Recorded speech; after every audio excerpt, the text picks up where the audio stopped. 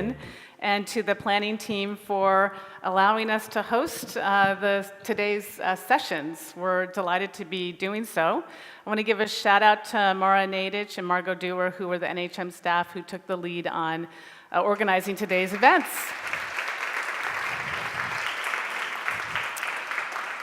So as Corinne said, we started out as a museum of art, science, and history, and LACMA split off from us in the early 60s. And you are surrounded here in this beautiful diorama hall, which the museum chose to keep and refurbish during its last major transformation, in part because of the wonderful plein air art that you see. And you can see these in both halls and then downstairs. There are two halls downstairs than in this one. Beautiful examples, but do you know, while we love these diorama halls, they are not really the full story of what we are today as a natural history museum. So I wanted to just refer to the fact that we did go through strategic planning, and to the point of engaging staff, we had over 100 staff, a quarter of the museum's staff, involved in committee work during the strategic planning process.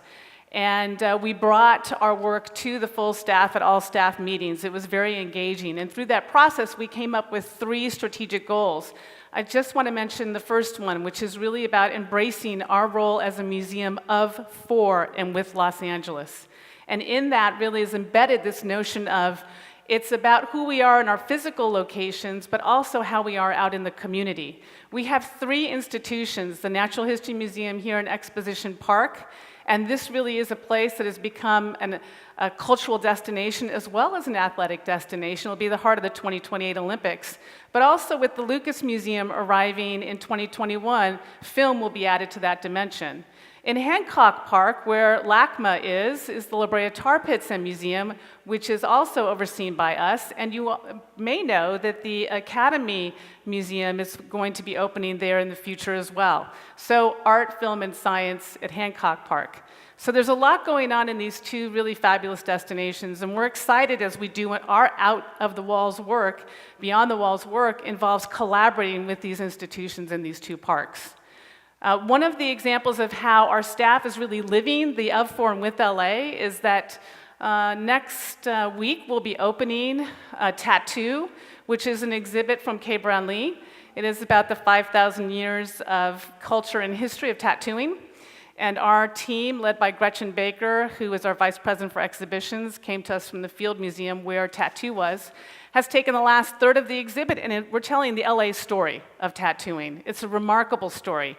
And in the process of telling that story, the team is co-curated with a ton of LA artists. So the thank you wall, the acknowledgement wall, has something like 70 names on it, which has really created a sense of continuation of the work outside with the community and partnership. The other aspect of what we're doing is our community, also known as citizen science work. We're moving away from citizen because that is pretty much a charged word these days. And so what we're really doing is engaging the community in the scientific research that we're engaged in by having them take photos of what they see in their backyards, and that funnels up into our scientific research projects. And it's shared with the community who visit the museum in the Nature Lab, which is down in the basement. I really encourage you to go see that. It connects to the outdoors, and it's part of this move of the Natural History Museum to become about living nature and urban nature in Los Angeles. Lastly, we've been asking ourselves this year the question about how do we really know what people in the community want if we're only getting information from the people who visit?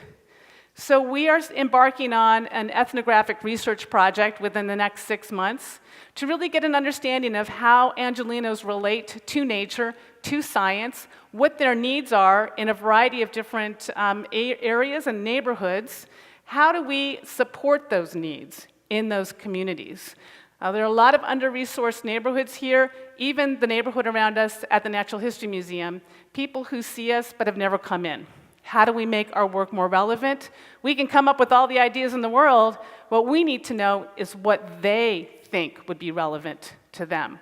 So that work we'll be embarking on. So there's a lot going on here. We're excited about it.